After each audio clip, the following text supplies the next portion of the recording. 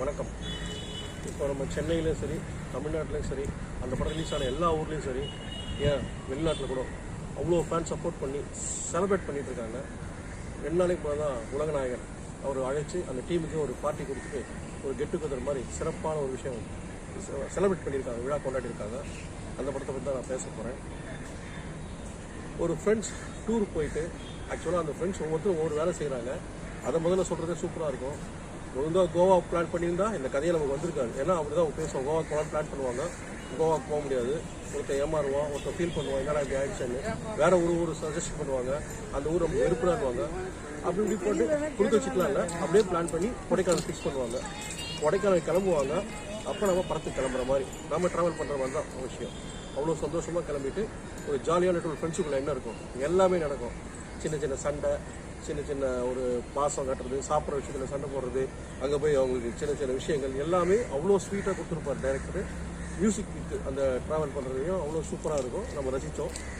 மறுபடியும் repeat audience தான். தியேட்டரில் பாருங்கள், கிளாப்ஸு எப்படி அந்த சீன் மறுபடியும் கிளாஸ் பண்ணுறாங்கன்னா ஒரு ரிப்பீட் ஆடியன்ஸ் தானே. அவங்க வந்து இன்னொரு ஃப்ரெண்ட்ஸை கூட்டி வந்து படத்தை பாருங்க நல்லா இருக்குன்ற மாதிரி சொல்கிற அளவுக்கு மறுபடியும் ஒரு படம்.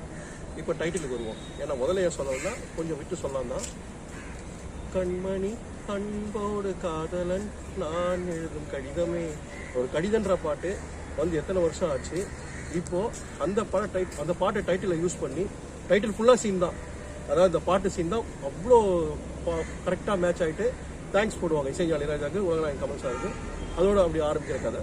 அப்புறம் நம்ம விஷயத்துக்கு சீனுக்கு வந்துடலாம். இவங்க டூர் போன உடனே அங்கே நடக்கிற விஷயங்கள் அப்போ தான் இங்கே போகாத நம்ம சொன்னால் அதை கேட்கணும். விளையாட்டு சொல்லுவோம் இல்லையா. ஏன் இந்த விளையாட்டு விளையாடுனா அதனால தான் இது ஆபத்தான இடம்னு சொல்லிட்டோம். அதை மீறி அவங்க போகிறாங்க.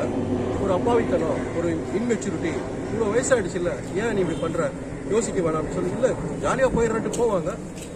ஒரு செகண்ட் நவுருவார் ஒருத்தர், அடுத்த செகண்ட் இல்லை, ஒன்றும் தெரியாது. அவங்க நம்ப மாட்டாங்க அந்த விஷயத்த. சுபாஷ்ன்ற கேரக்டர் அந்த பள்ளத்தில் விழுந்துருவார். அவரை எப்படி மேலே கொண்டாந்து எந்த ஃப்ரெண்ட்ஸ் குரூப் வந்தாங்களோ அதில் கவுண்டிங் குறையக்கூடாது, அவங்க நட்பு குறையக்கூடாது, அவர் அழிச்சிட்டு போனோம். அதுதான் ஃபர்ஸ்ட் ஹாஃப் முடிஞ்சு செகண்ட் ஹாஃபில் நம்மளை பிரமிக்க வச்ச விஷயம். இவங்க எப்படிதான் மேலே கொண்டாடுவாங்க, சாதாரணமாக ஏதோ பண்ணுவாங்க நினச்சா அதில் கொடுக்குற அழுத்த சீன் தான் டைரக்டர் நம்ம டச் பண்ணுற விஷயம். ஃப்ளாஷ்பேக்கில் நினச்சி பார்த்தா அவங்க கொஞ்சம் பயந்தவன், தூக்கத்தில் எழுந்து வளர்கிற விஷயம் நிறைய பேருக்கு இருக்கும். அந்த மாதிரி ஒரு கேரக்டர். ஆற்றுல குளிக்க போவாங்க, அப்போ ஒரு விஷயம் நடக்கும், அந்த சீன் வரும். ஒளிஞ்சு விளையாடுவாங்க இல்லையா. இப்போ இங்கிலீஷில் அதுக்கு ஒரு வேறு ஸ்போர்ட்ஸ் சொல்லி விளையாடுறாங்க டைப் சொல்லிட்டு. நம்ம கண்ணாமூச்சி கண்ணு மூடிட்டு போய் தேடுவோம் எல்லாரையும். அப்படியே ஒரு கேம் ஆடுவாங்க, அதுலேயும் அவன் ஒரு விஷயம் பண்ணுவான். அந்த விஷயம்லாம் நமக்கு ரிவியூவல் ஷாட் கொடுத்து டைரக்டர் ஒரு நமக்கு முன்னர வச்சிருவார். அப்பத்துலேருந்து அவர் கூட இருக்க அந்த சுபாஷோட கேரக்டரோட ஒரு குட்டன், அந்த ஒரு பாண்டிங்.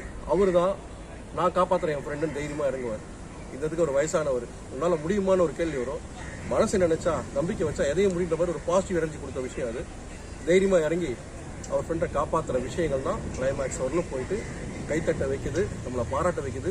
முக்கியமாக கிளைமேக்ஸ் சீனில் அந்த பாட்டு, மனிதர் உணர்ந்து கொள்ள மனித காதல் அல்ல அல்ல, அந்த வார்த்தை, அந்த வரி ரிப்பீட் பண்ணி பண்ணி கிளாப்ஸு, சென்டிமெண்ட்டு, கண்ணு கலங்குது.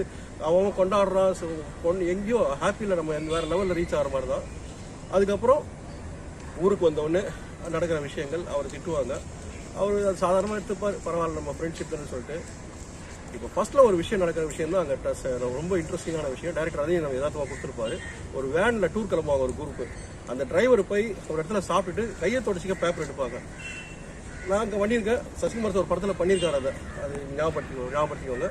ஏதாவது ஒன்று நமக்கு கிடைச்சா அந்த பேப்பரில் என்ன இருக்குது நம்ம பார்க்குற வழக்கம். அந்த மாதிரி பழக்கம் டிரைவருக்கு. அப்படி பார்த்தோட ஒரு ஷாக், ஒரு நியூஸு, அந்த விஷயம் அந்த கிளைமேக்ஸில் வரும். அதுக்கப்புறம் தான் அவரை பற்றி புரிஞ்சுட்டு போய் அவருக்கு எல்லாரையும் தலையில் வச்சு கொண்டாடுறோம் அந்த கேரக்டரை.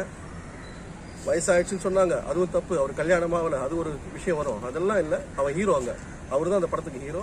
Director hero, cameraman hero, music director hero, முக்கியமாக குணா படம் ஹீரோ. எத்தனை வருஷத்துக்கு அப்புறம் 1991, இப்போ 2024 ஒரு தமிழ் படத்தோட ஒரு விஷயம் குணா கேவ். அவருக்கும் முக்கியமாக அந்த பாட்டு இந்தளவுக்கு ஒரு விஷயம் ஒரு கனெக்ட் ஆகிருந்தா அது ரொம்ப ரொம்ப சந்தோஷமாக இருக்குது. சினிமாவுக்கு மொழி அவசியம் இல்லை, ரசனை தான் முக்கியம், கொடுக்குற பெஸ்ட்டு தான் அவசியம். அவ்வளோ கொண்டாடுற அந்த படத்தை. இன்னொரு விஷயம் சொல்லிடுறேன், இப்போ எல்லாரும் குணா கேவ் இந்த படத்தில் வேணாலும் அந்த இடம் இருக்குன்னு சொல்லிட்டு அலோவ் பண்ணுறேன்னு போகிறாங்க, கேட்குறாங்களாம். தயவு செய்து அப்படி பண்ணாதீங்க. இது குணா கேவில் எடுக்கப்பட்ட படம் இல்லை. இதுக்குன்னு தனியாக ஒரு இடத்துல செட்டு போட்டு எடுத்த படம். அதை முதல்ல கொஞ்சம் தெரிஞ்சுக்கோங்க. நன்றி, வணக்கம்.